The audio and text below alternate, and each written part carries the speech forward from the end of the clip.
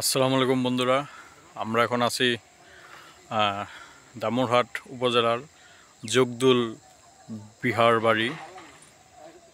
এই যে বৃহত্তম বড় এরিয়া।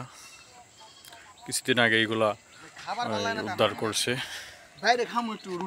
সাগর ভাই হনুমান। দেখে বোঝা যাইতেছে কিছুদিন আগে এগুলো উদ্ধার করা হয়েছে।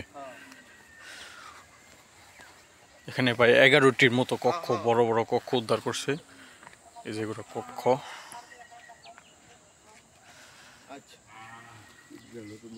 দেখে মনে হচ্ছে একবারে নতুন, মানে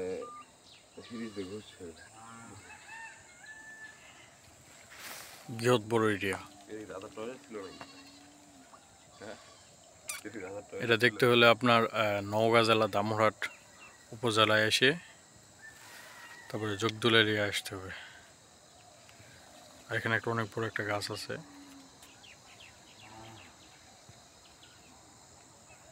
বৃহৎ বড় এরিয়া। তো আমি কিছুদিন আগে আপনার ওই দিনাজপুর জেলার ওই